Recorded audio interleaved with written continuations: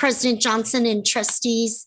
As you are aware, the next step in our annual budget process has occurred over recent days, which is the production and the release of the other two versions of a proposed budget for 21-22 at the state level. So Ms. Jill Minnick, Assistant Superintendent of Finance, is here.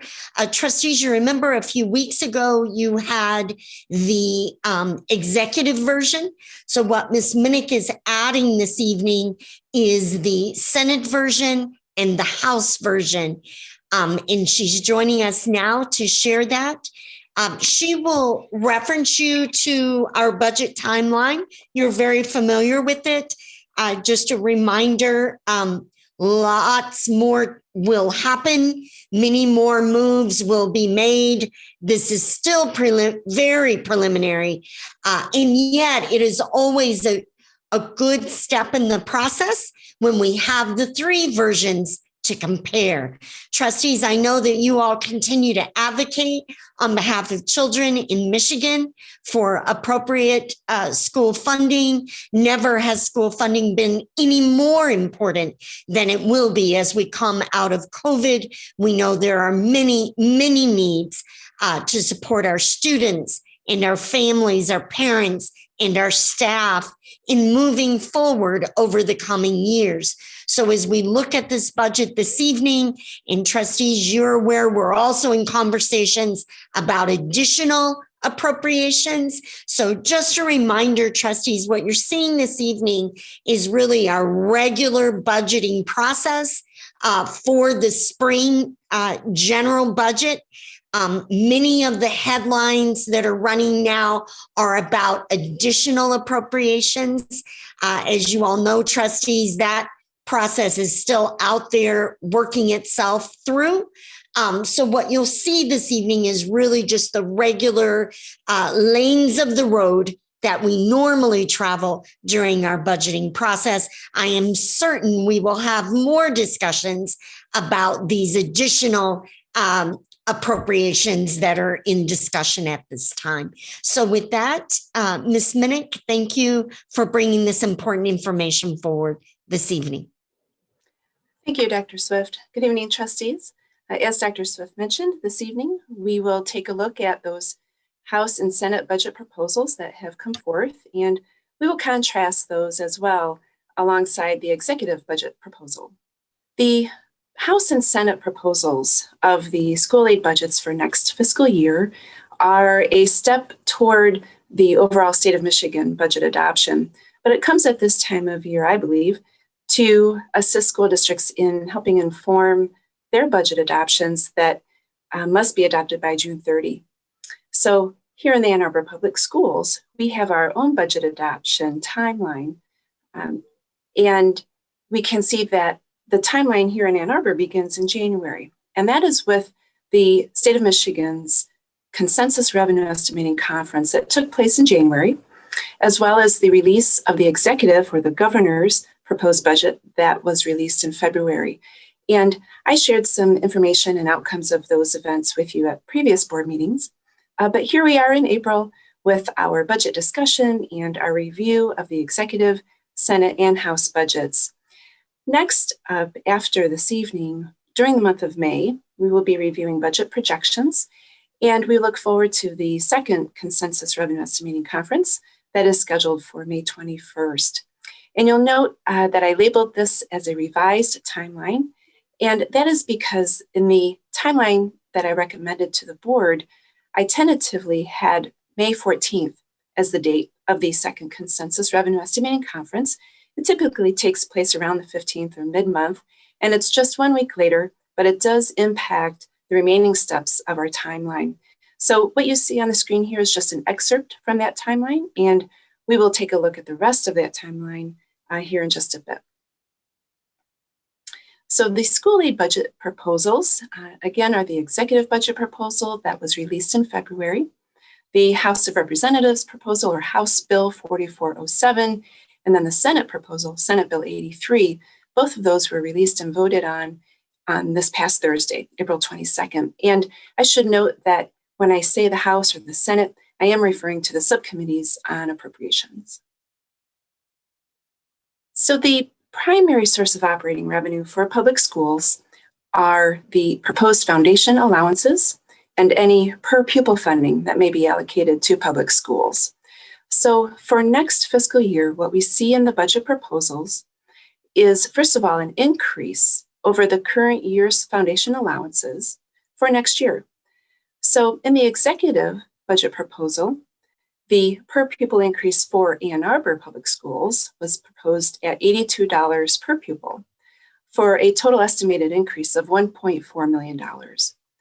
And in the House proposal, that per pupil increase that would apply to Ann Arbor is $50 per pupil for an estimated total increase of about $863,000.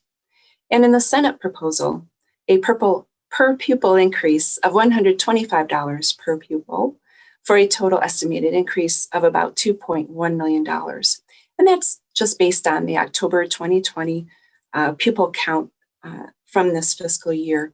And I should note, trustees, that you may be familiar with something called the 2X formula. And that simply means that school districts that are funded at the minimum foundation allowance receive 2x the amount that the districts at the higher foundation allowances would receive.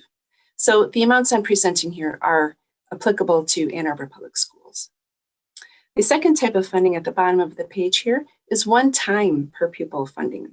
So occasionally we will see one-time funding proposed or even enacted, and that means that it is not recurring and it does not add to the foundation allowance, which then would be recurring.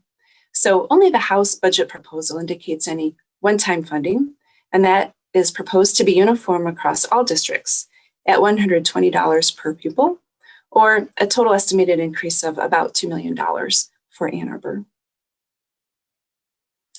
All three proposals do propose returning to a traditional blend of student counts. And by that I mean that the student counts that are used as a basis for funding, on which the per pupil funding might be applied or the foundation allowances, typically it's a blend of the current year's October count and the prior year's February count. This year, that wasn't so because of COVID, but all the proposals do intend to return to that traditional type of student count for the basis of our funding. And I would just want to point out that in the executive proposal, and only in that proposal, is a provision to lessen the impact of declining enrollment on revenues for those districts. So the proposal or the provision is to fund 70% of any decline in enrollment. So for example, if a district were to have an enrollment decline of 100 pupils, the funding then would be for 70 of those reduced enrollment amounts. Funding for special student populations. Funding has been proposed in addition to foundation allowances, in addition to amounts this current fiscal year, for those students who have more costly educational needs. So for example, in the executive budget, there is a proposal to increase special education cost reimbursements, at-risk funding, and bilingual program funding. And we see that also in the Senate proposal. The Senate proposal provides for increases in all three of those student population funding areas as well. We see in the House proposal, though, no increases for those programs, but to maintain the current allocations. And in the House, we see a new type of funding proposal, actually a transportation funding for rural districts. So while the House did not propose any funding increases for our special student populations, they instead have proposed funding for things like year-round instruction grants. That would be grants for school districts who make a 5-year commitment for year-round instruction for at least one school, beginning in fiscal year 23. There are proposals for, a proposal rather, for special education millage supplementals for those ISDs that levy such supplemental millages. And then also some learning support funding for summer programs, credit recovery, and in-person before and after school programs. So next steps at the state level. At the state, the next step is to hold the second consensus revenue estimating conference, as I mentioned, on May 21st. And after that is released, then the House and the Senate will agree on an education budget that is called a consensus budget. They reach consensus and together they propose a budget for consideration. And I want to point out that that may not be complete by June 30, even though public schools by statute must adopt a budget for the following year by June 30th. Because if you remember, this is all part of the timeline for the state of Michigan to adopt their budgets, both for school aid fund, but also for the general fund, general purpose. So the next steps, though, within our Ann Arbor Public Schools is slightly different. This is the excerpt of the remainder of our timeline. And of course, we will again see the consensus revenue estimating conference on May 21st. But then our next steps then at the following meeting would be a step to recommend to the board approval for a public hearing on the next year's budget. And that would occur at the May 26th board meeting. And we would give an update as well on that consensus revenue estimating conference outcomes. If the board were to approve that notice, then we would publish the notice for the public hearing on June 7th. By statute, that notice must be published 6 days prior to the date of the hearing. Then the first briefing on the proposed budgets for the next year's budget, as well as the final amendment for this year's school budget, would occur at the regularly scheduled board meeting on June 16th, where the first public hearing would be held as well. And we would also review the millage resolutions. And then the second briefing and adoption of the budgets, next year's budget and the final amendment of this year's budget, is planned to occur at the June 23rd regularly scheduled board meeting. And of course, we have a board meeting on June 30th if there is a need for any additional briefing for the board on budgets.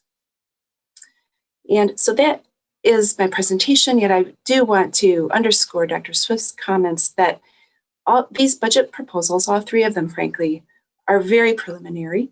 As we know, the state must review the estimated revenues at the state level, and that will inform then whether those proposals can be funded, and they will arrive at that consensus on a combined budget that will be put forth for consideration by the governor. So again, as Dr. Swift mentioned too, there's no federal funding, no additional discourse in these proposals around other types of grants. It really is strictly just a step in the direction of arriving at a state budget. Is the normal course of business, and so much of this really may not even show up at all in any of the further budgets, but they do reveal some of the budget priorities of the Senate, of the House, even of the governor. So in that way, they can inform some of our budget assumptions or projections. So I'm happy to take any questions that you may have. That is my presentation for the evening. Thank you. Excellent, Ms. Minnick. Appreciate your time tonight. Thank you.